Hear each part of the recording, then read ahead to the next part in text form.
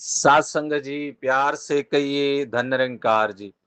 सत्संग जी, आज का टॉपिक सतगुरु दे चरना तो वड्डा कोई तीरथ स्थान नहीं, बिना गुरु दे पशु है बंदा, बन सकदा इंसान नहीं। सात संगत जी, चेतन किया जा रहा है, जागरूक किया जा रहा है, भ्रमों से जगाया जा रहा है कि जो सतगुरु के चरण हैं, इससे बड़ा कोई तीर्थ स्थान नहीं है। बिना गुरु दे पशु है बंदा।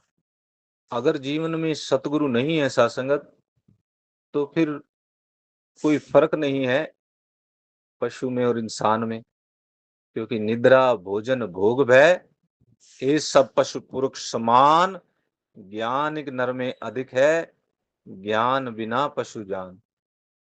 सतगुरु के बिना सासंगत ये अवस्था है। ये महात्माओं ने संतों ने ये संदेश दिया, ये उनका अनुभव है कि सतगुरु के चरणों से बड़ा। आओ सत्संगत, इसके ऊपर हम थोड़ा विचार करते हैं, चिंतन करते हैं कि क्या वाकई में ऐसा है।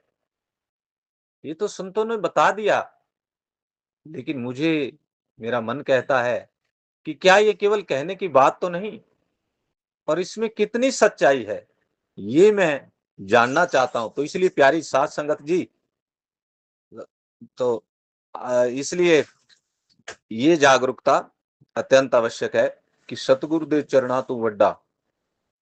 अब सत्संग, आइए गुरु के चरणों में चलते हैं। सतगुरु के चरणों से बड़ा क्या है सत्संगत।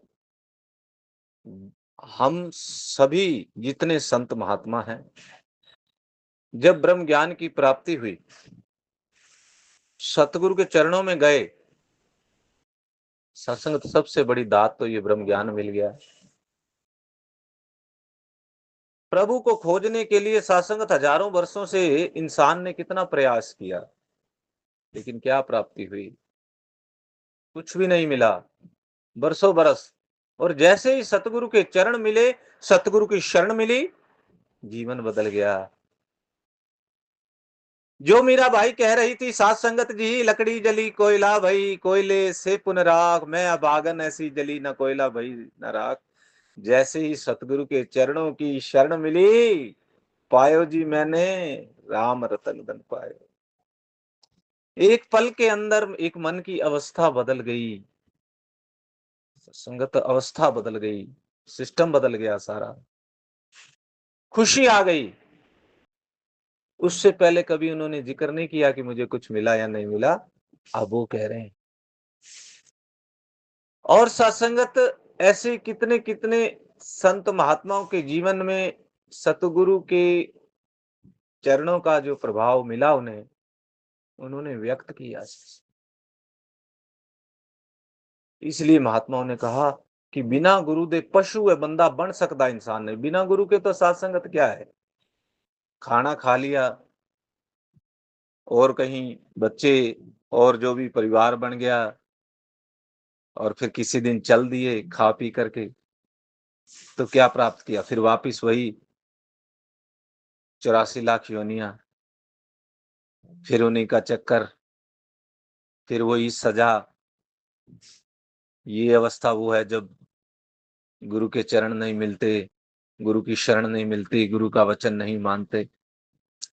और सत्संगत बात यहीं तक खत्म नहीं होती। गुरु का ब्रह्म ज्ञान लेने के बाद भी अपने आप को मैं ये तसल्ली दे लेता हूं कि अब मैं तो ब्रह्म ज्ञानी हो गया।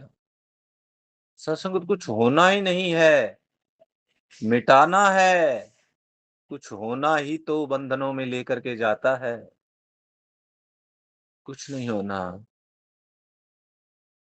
मिटा दे अपनी हस्ती को, अगर कुछ मर्तबा चाहे कि दाना खाक में मिलकर गुले गुलजार होता है। जब तक उस इतने कीमती बीज को हम धरती के अंदर नहीं डालते, कुछ भी प्राप्त नहीं होने वाला किसान को।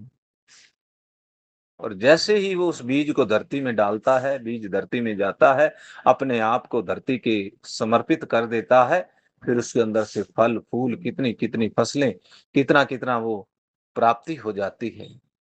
ऐसे जब तक अपनी मैं के साथ जुड़ा हूँ, मैं हूँ, कुछ भी प्राप्त नहीं होने वाला।